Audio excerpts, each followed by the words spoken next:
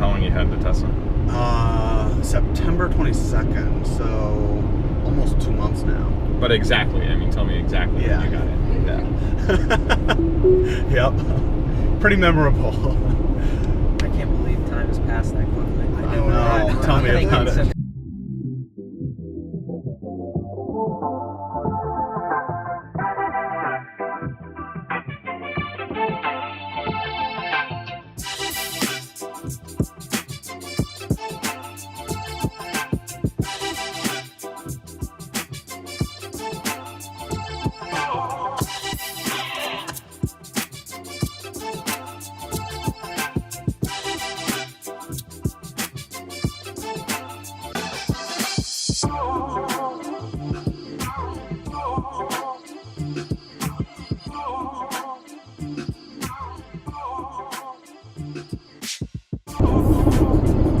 Awesome. Well, good morning, everybody.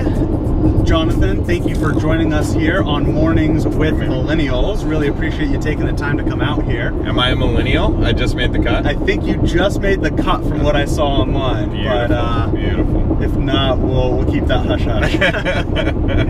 But yeah, would love to start just to get a little bit of your backstory and some of the companies that you've started and what kind of got you to where you're currently at with HopScratch. Yeah, sure. So, really, I like saying that I've been an entrepreneur before I even knew what the word was. My grandma got me a book, Better Than a Lemonade Stand, 51 Business Ideas for Kids. And awesome. That was it, man. It was all over at that point. I was in. So I had a variety of neighborhood businesses, monthly subscription services. That's where it's at. I had my rounds that I would with customers and neighbors, and would do a variety of things for them. But got my career start at a company called iCrossing. It was a digital marketing agency. Had a variety of opportunities to manage our relationship with Google and Yahoo and Microsoft, and strategic 500 Fortune 500 strategic planning, director of marketing for the agency itself. Then I started a company, and it was a social media review site, kind of micro media reviews for books, games, movies, music, apps. Nice. And then sold that business to Mashable in 2009. Then I went over to GoDaddy and was a general manager of GoDaddy for a number of years, and had some fun there, and learned a lot just in terms of leadership, I think, and just having a larger organization to help run. Then I went and launched a user experience design and development agency, which I ran for about 3.5, 4 years, and sold that to my partners. And then I went and kind of just started helping entrepreneurs. I didn't have anything in mind. I started meeting with folks around Phoenix and just asking how I could help them. Didn't have anything in mind, wasn't expecting anything in return, just wanted to see how I could support what they were doing. That led to a variety of things. One, I had launched something called the SPHX to help amplify what was happening in the startup community. Definitely.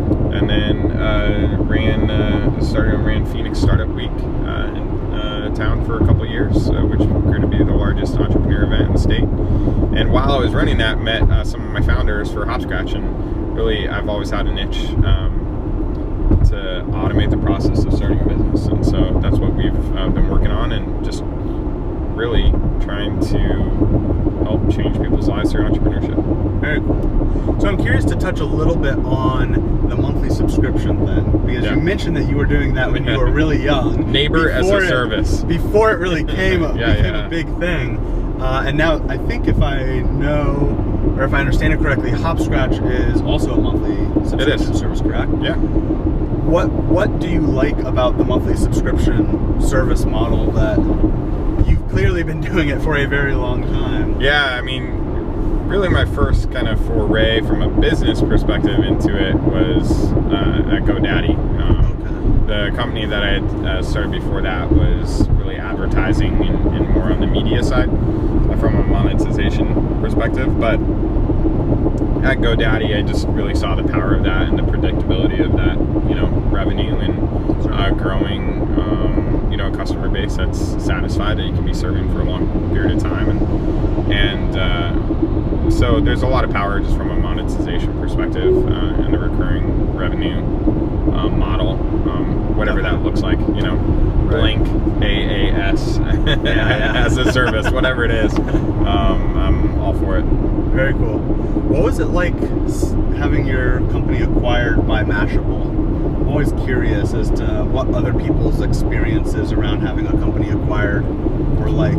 Yeah, it was good. It was obviously my first acquisition or exit from a company, and so learned a lot in the process. But it was a good and fairly smooth process. Had good attorneys and had a great advisor and our initial investor, and he had been through that process a lot of times before. Gotcha. And Mashable's a great company, and so I was very pleased with that outcome. And my partner continues to and remains the chief architect to this day, 7 years later. So it's been a good transition for everyone. And was your company based out of Phoenix? It was. How did that come about? I think it's great. Especially this was 2009, right? Yeah. So Phoenix had even less of a presence on the national stage. Yeah, there was very little that was known at the time, I guess, in startup land for Phoenix at that time. But yeah, I mean, how things work. Just it's really all about people and connections. And we had an advisor out in California that knew Pete Cashmore and connected us, and they were looking to get into kind of the micro review and game. They saw what was happening with Twitter, which is what we had capitalized on through integrating in with them. So I don't know, and just connections. And I was at the time I was full-time at GoDaddy. I'd raised enough capital for my partner.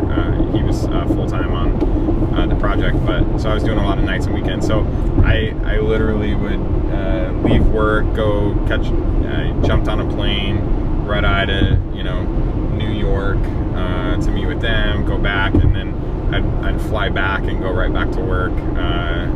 So it's a heck of a schedule. Yeah, you know how it goes. It wasn't certainly for too long, but I'm not sure I have the energy to be doing two things and working from 8 to 5 and then from 9 to 5 every day anymore. But it's a lot of work, sure. I was happy with the experience. Definitely. Yeah. Awesome. So I think kind of last question for the moment.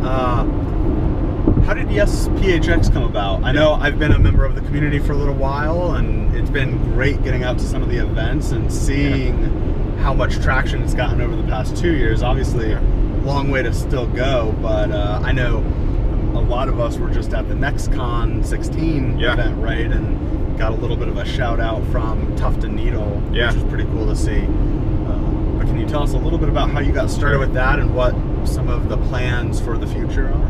Yeah, that's a great question. I think, I like to say it was really just an experiment. I mean, honestly, a couple guys in town were together. Mario Martinez had thrown a dinner.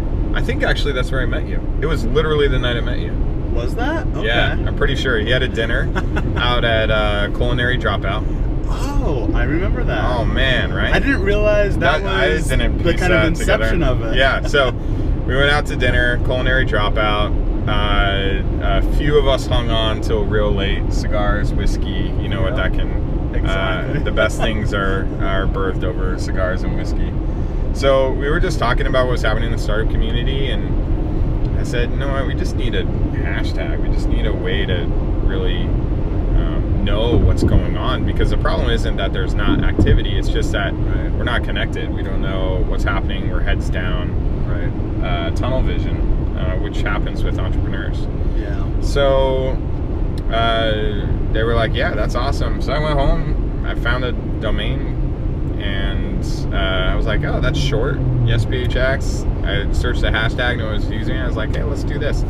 So threw together some copy to explain the ideal of what it was that we were trying to create, and it took off. I don't know, we've had 20,000 people use it over the last couple of years. There's a lot of activity around it. We've had 4,000 people come to happy hours. But the beautiful thing about this isn't that it just exists, or that it's not a nonprofit, it's not an organization. It's really truly an organic community-led effort. Exactly. Completely self-organized.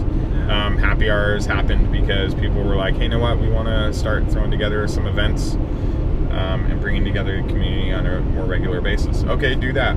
Other people say, hey, I want to launch some other things on social media. Okay, do that. I want to create a Slack community. Okay, awesome. Go do that. Yeah. And really, it's just a platform that I think the entire community has owned and said, hey, let's make this really our banner. Let's come together. And because it's not an organization and there's no board behind it and there's no budget and there's nothing, I mean, it really has been something that has become a pretty agnostic banner for the entire community, and something that everyone can hang their hat on and say, yes, let's build the most generous community for entrepreneurs. Definitely. Awesome. Love it. Looking forward to seeing that community grow. Oh, me too. Very cool. All right, we're going to take a quick pause. All right, for this segment of the show, everybody here in the back is going to get to answer some questions.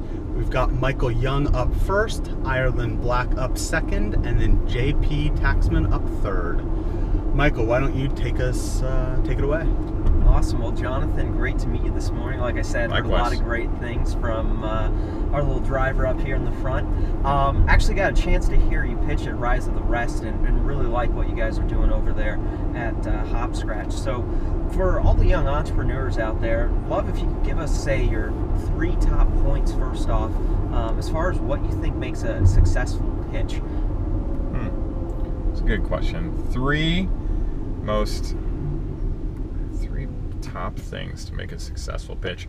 Well, number 1, I think with any pitch, first and foremost, you gotta come in with confidence, and not false confidence, but true pit of your stomach, in your heart, belief in what it is that you're doing. And if you don't have that, it's gonna be hard to win over or influence anybody to what it is that you're trying to do.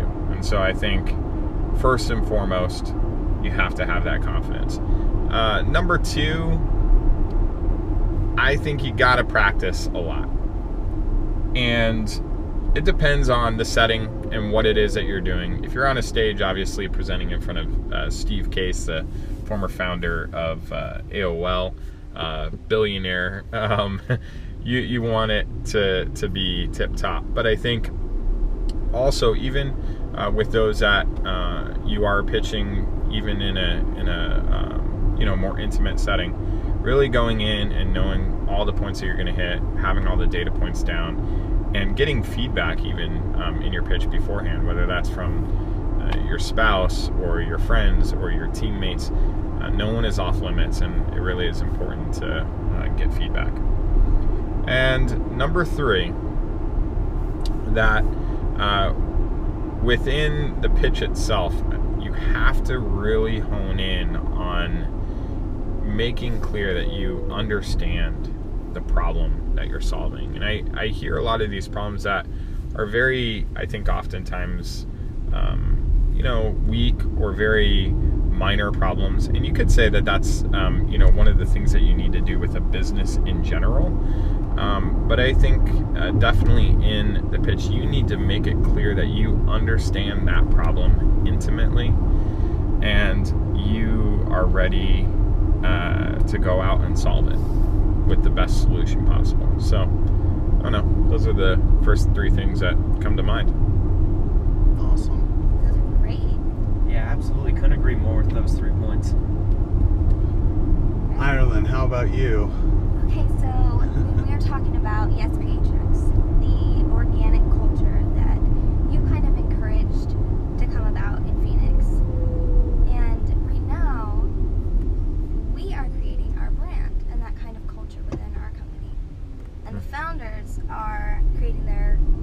personal brands along with the company brand.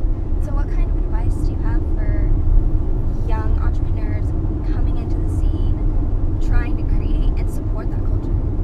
Yeah, it's a great question. I think the number one thing that I tell everyone that's looking to get involved in the startup community, entrepreneur community, build their brand, whatever you want to call that, I think first and foremost is just diving in head first and getting involved. I mean, the more things that you can get involved with specifically, just so you get a taste for everything that's happening, and then really picking the areas that you wish to support. Time is limited, so you don't have the ability to necessarily support everything. I think it's easier sometimes for younger entrepreneurs and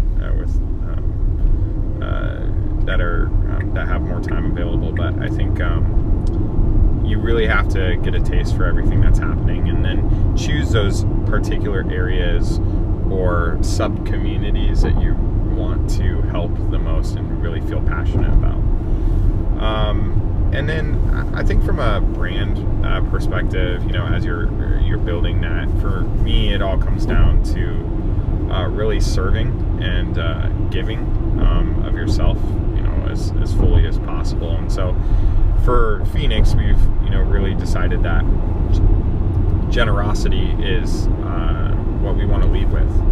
And so the more generous that we each can individually be by helping one another, supporting one another, giving of our time, our effort, our resources, I think that goes a long way. And it really does have a way of, coming back to build whatever it is that you want to build down the road. But I think just so long as you really go out with the mentality of serving others first, that's going to have a lasting impact for yourself. Awesome, I love that.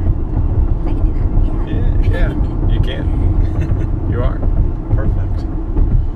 JP, final question of the ride. What'd you say? Final question, right? Final question of the ride. All right, let's hopefully make it a good one. So Counting on you.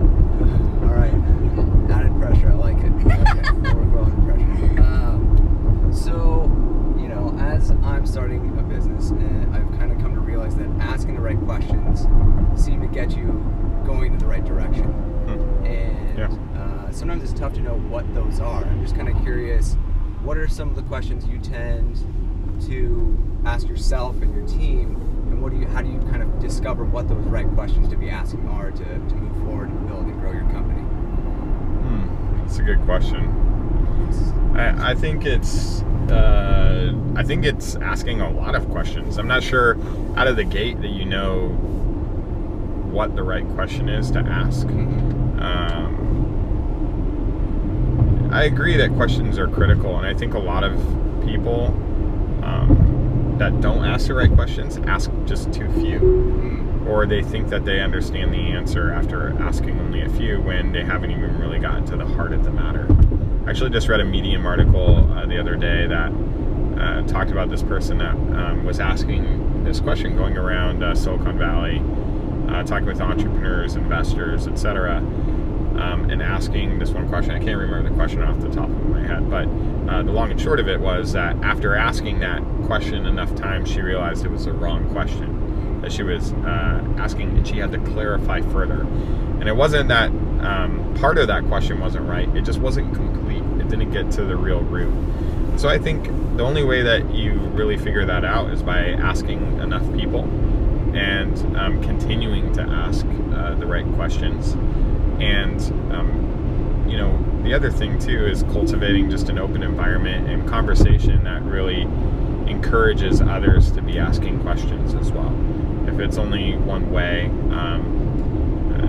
you're not going to get very far. And so I think as much as possible, cultivating a conversational atmosphere with everyone and an open atmosphere where there's trust and people know that no question is off limits and it's safe to ask and it's safe to answer, the better for everybody.